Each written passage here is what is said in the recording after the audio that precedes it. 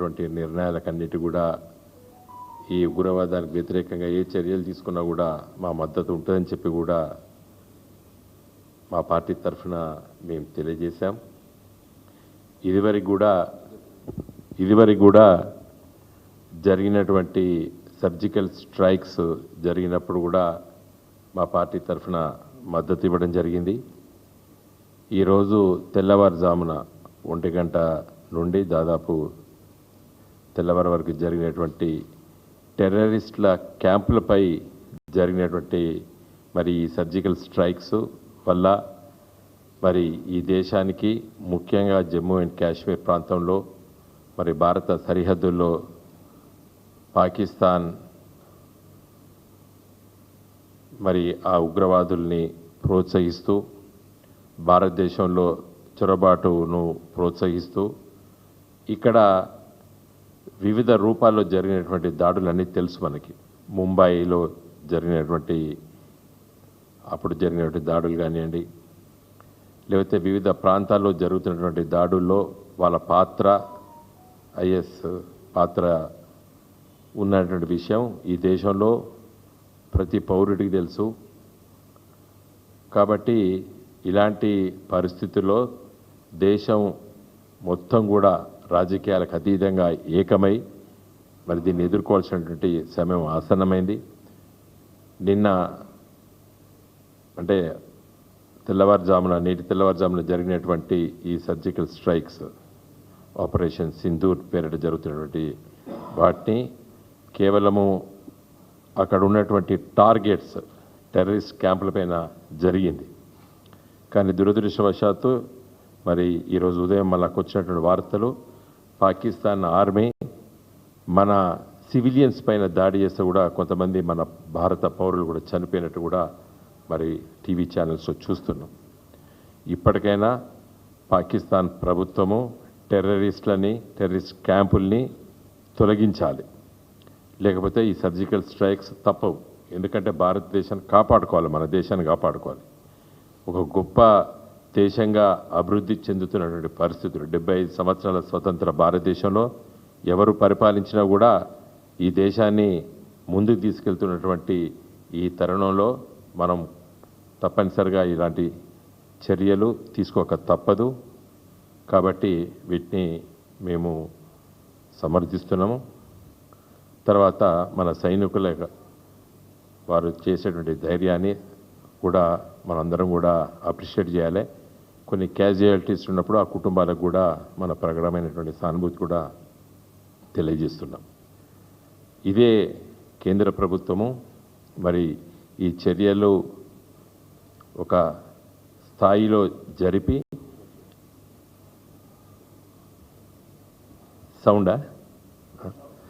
అయితే జరిగి దీన్ని చాలా సీరియస్గా ఇంకా తీసుకోవాలి. పాకిస్తాన్ కానివ్వండి, మన చుట్టుపక్కల దేశాలు మనకును ఇబ్బంది పాలు చేసేటువంటి ప్రతి చర్యను కూడా సమయస్ఫూర్తిగా దీన్ని చర్యలు తీసుకోవాలని చెప్పి కూడా మా పార్టీ తరఫున మేము తెలియజేశాము. మళ్ళీ అదే ఆలోచనతోనే మేమున్నాం. ఇది ఈరోజు ఉదయం పూట జరిగినటువంటి సంఘటన కాబట్టి దానిపైన క్లుప్తంగా కొన్ని విషయాలు చెప్పడం జరిగింది. మన తెలంగాణ రాష్ట్రం ఏర్పడ్డ వెంటనే ఆంధ్రప్రదేశ్ రాష్ట్ర విభజన చట్టంలో మనకు తెలంగాణ రాష్ట్రానికి ఆంధ్రప్రదేశ్ రాష్ట్రానికి ఏవేవి కల్పించాలి, ఏమేమి చేయాలంటే అవన్నీ కూడా విభజన చట్టంలో ఉన్నాయి. ఉద్యమ కాలంలో కూడా చెప్పినాం, తెలంగాణ ప్రాంతంలో ఒక్క సైనిక్ స్కూల్ కూడా లేదు. సమైక్య ఆంధ్రప్రదేశ్ రాష్ట్రంలో మరి కోరుకొండ, విశాఖపట్నంలో ఉన్నటువంటి కోరుకొండ స్కూల్ ఒకటి ఉండే. సమైక్య ఆంధ్రప్రదేశ్ రాష్ట్రంలో తెలంగాణ కావాలని చెప్పి డిమాండ్ చేసాం ఒక ఉద్యమ పార్టీగా నాటి టీఆర్ఎస్ పార్టీ. పులివెందులలో రాజశేఖర రెడ్డి గారు ముఖ్యమంత్రిగా ఉన్నప్పుడు వారు ఒకటి అక్కడ ఏర్పాటు చేసినప్పుడైతే టీఆర్ఎస్ స్టూడెంట్స్ వింగ్తో పాటు మా పార్టీ కూడా చాలా తీవ్రంగా మేము దానిపైన ఖండించినాము. తెలంగాణలో ఏర్పాటు చేయాలని చెప్పి కూడా డిమాండ్ చేశాం.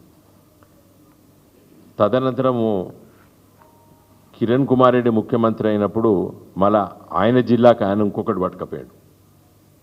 సమైక్య ఆంధ్రప్రదేశ్లో 3 సైనిక్ స్కూల్స్ వస్తే 3 ఇప్పటి ఆంధ్రప్రదేశ్లోనే నెలకొల్పారు.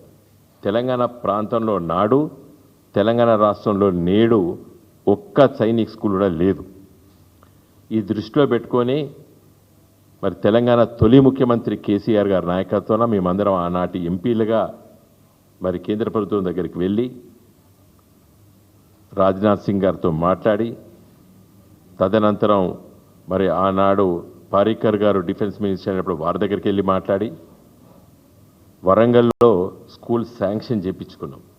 సైనిక్ స్కూల్ మొదటిగా భూమి ఇస్తే సరిపోతుందంటే భూమి మరి వాళ్ళకు సర్వే చేసి చూపించడం జరిగింది.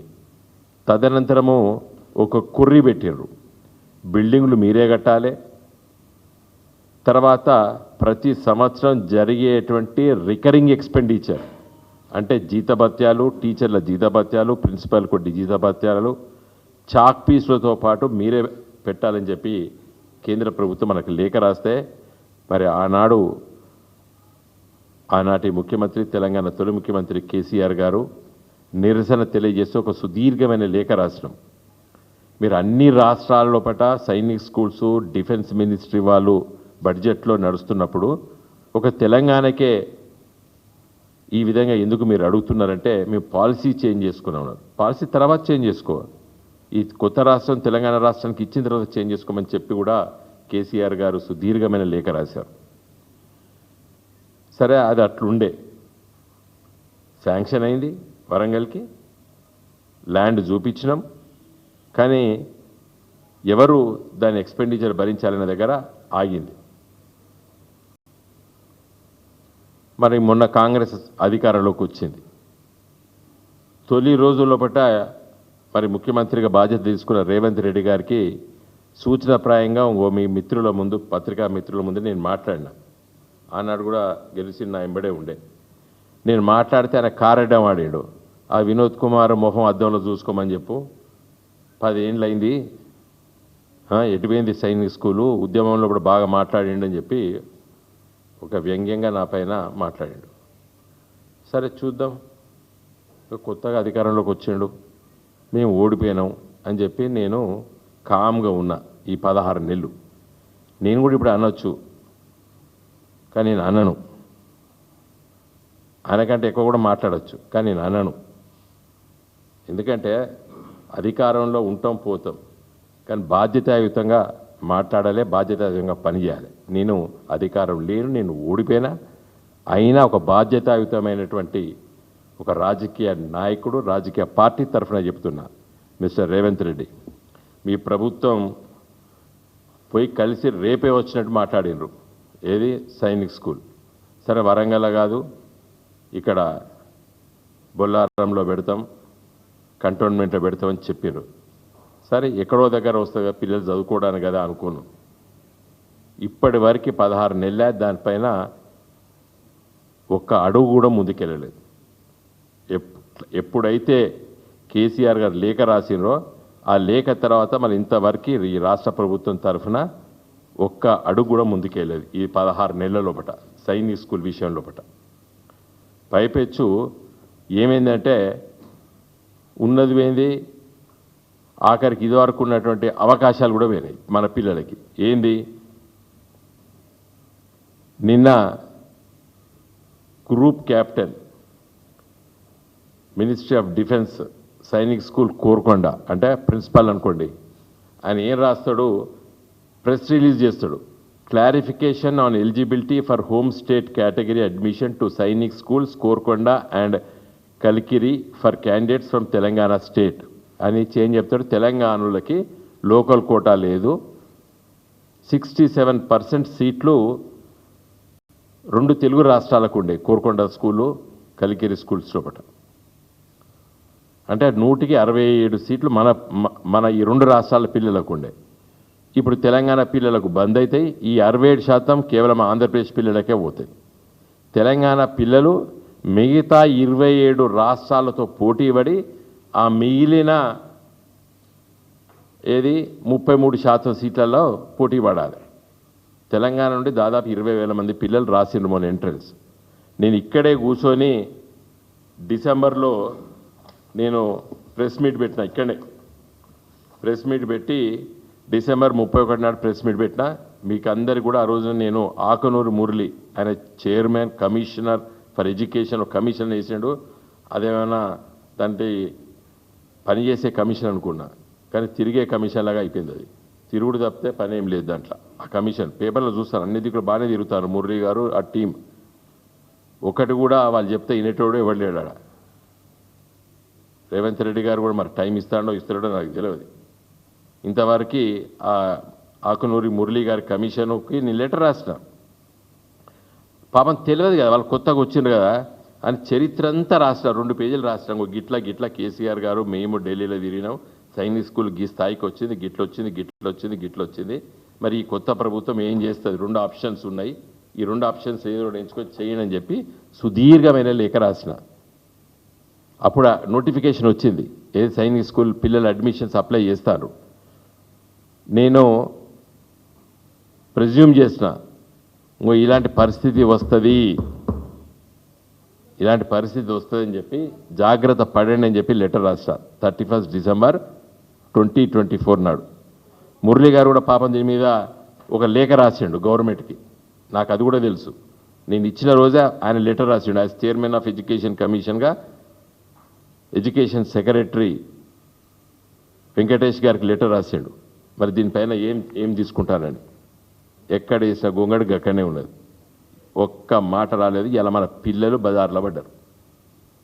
ఇలా సర్జికల్ స్ట్రైక్స్ అవుతున్నాయి, పాకిస్తాన్తో యుద్ధం జరుగుతున్నది. తెలంగాణలో ఉన్న పిల్లలు సైనిక్ స్కూల్ చదివితే, తర్వాత ఎన్డీఏ నేషనల్ డిఫెన్స్ అకాడమీ పూనాలే చదివితే ఆర్మీ ఆఫీసర్స్ అవుతారు. మన పెద్దోళ్ళుగా, ఒక ఎల్డర్స్గా, ఒక పేరెంట్స్గా మన పిల్లల భవిష్యత్తు కోసం ఆలోచించాలి.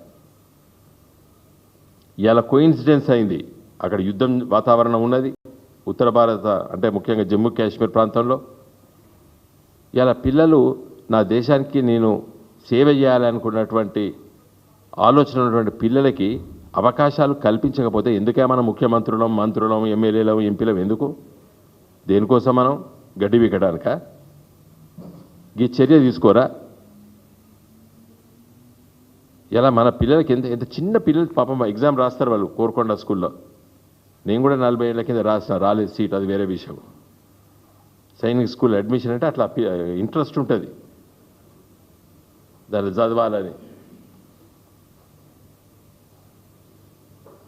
కాబట్టి నేను మళ్ళీ ఈరోజు ముఖ్యమంత్రి, ఎందుకంటే ముఖ్యమంత్రి ఎందుకు చెప్తానంటే ఎడ్యుకేషన్ మంత్రి లేడు ఈ రాష్ట్రంలో, ఆయన ఎడ్యుకేషన్ మినిస్టర్. దీన్ని ఒక స్పెషల్గా పోయి మాట్లాడి కూర్చొని ఏంది అది సంగతి చెప్పి వాళ్ళకి ఎక్స్ప్లెయిన్ చేద్దామన్నా కూడా దిక్కులేడు, ఎడ్యుకేషన్ మంత్రి దిక్కులేదు ఈ రాష్ట్రానికి. ఇలా ఎంత అన్యాయం అండి. పిల్లలు ఎంట్రన్స్ రాసిండ్రు, మంచి మార్కులు వచ్చినాయి, 67% సీట్లలో ఉండవలసినటువంటి తెలంగాణ బిడ్డలు ఇలా లేదు మీకు ఇస్తలేను అని చెప్పి గంటా పదంగా ఈయన లెటర్ రాసిండు. ఎవరు? మినిస్ట్రీ ఆఫ్ డిఫెన్స్ వాళ్ళు తెలంగాణకు సీట్లు లేవు అని చెప్పి రాశాడు.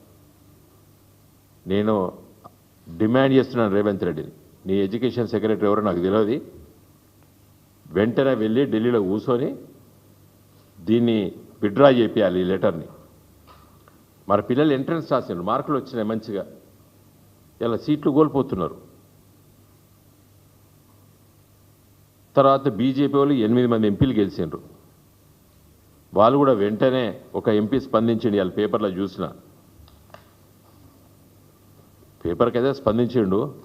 వెంటనే నా రిక్వెస్ట్ ఏంటంటే 8 మంది కాంగ్రెస్ వాళ్ళు, 8 మంది బీజేపీ వాళ్ళు, మా రాజ్యసభ ఎంపీలు కూడా కలుస్తారు మా పార్టీ తరఫున కూడా, మీరు వెంటనే వెళ్ళి మినిస్ట్రీ ఆఫ్ డిఫెన్స్ దగ్గర కూర్చొని ఈ లెటర్ విత్డ్రా చేయించి తెలంగాణ బిడ్డలకి, తెలంగాణ పిల్లలకి అడ్మిషన్లు వచ్చేటట్టు చూడాలని చెప్పి నేను డిమాండ్ చేస్తున్నాను రేవంత్ రెడ్డి ప్రభుత్వాన్ని.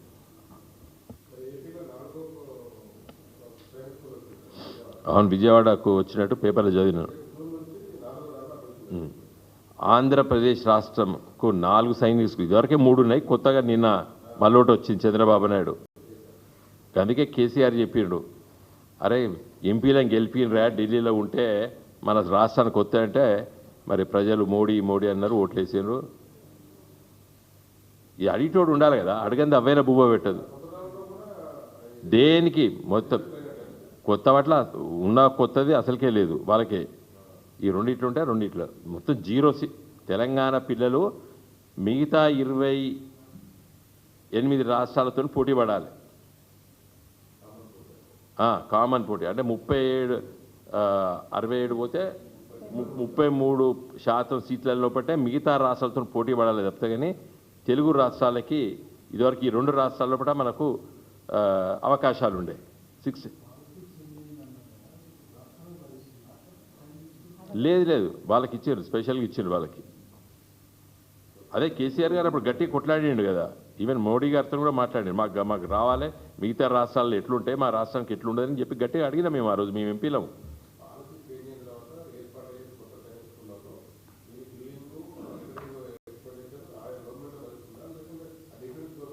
ఇప్పుడు ఆంధ్రప్రదేశ్ రాష్ట్ర ఈ 4వ సంగతి నాకు తెలియదు, నిన్న విజయవాడ సంగతి నాకు తెలియదు. ఇవాడ ప్రైవేట్ పీపీపీ మోడల్ అన్నారు, బహుశా అది ఎట్లొచ్చిందో 4వ సైనిక్ స్కూల్ నాకు తెలియదు. కానీ 3 సైనిక్ స్కూలు ఆంధ్రప్రదేశ్లో ఉన్న 3 సైనిక్ స్కూల్స్కి కేంద్ర ప్రభుత్వమే మినిస్ట్రీ ఆఫ్ డిఫెన్సే బడ్జెట్ ఇస్తుంది, వాళ్ళే భరిస్తారు, along with other Sainik schools across the country. దేశంలో మిగతా సైనిక్ స్కూల్స్ ఎట్లున్నాయి అట్లున్నాయి. ఇంకా నిన్న 4వది ఆంధ్రప్రదేశ్కి వచ్చింది, అది ఎట్లిచ్చారో నాకు తెలియదు. కానీ 3 సైనిక్ స్కూల్స్ ఆంధ్రప్రదేశ్లో కేంద్ర ప్రభుత్వమే డబ్బులు భరిస్తుంది. టీచర్లు కూడా డిఫెన్స్ టీచర్స్ ఉంటారు, డిఫెన్స్ డిపార్ట్మెంట్ వాళ్ళు టీచర్స్ ఉంటారు, మినిస్టర్ డిఫెన్స్ వాళ్ళు ఉంటారు. తెలంగాణకు అట్లాంటిది కావాలని చెప్పి ఆ రోజు కేసీఆర్ గారు మేమందరం కూడా ఎంపీలుగా మేము కొట్లాడినాం. మేము 20 దాదాపు కరెక్ట్.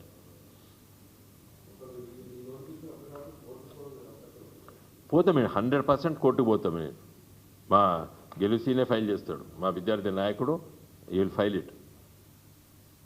థ్యాంక్స్ ఫర్ మంచి సూచన. గెలు.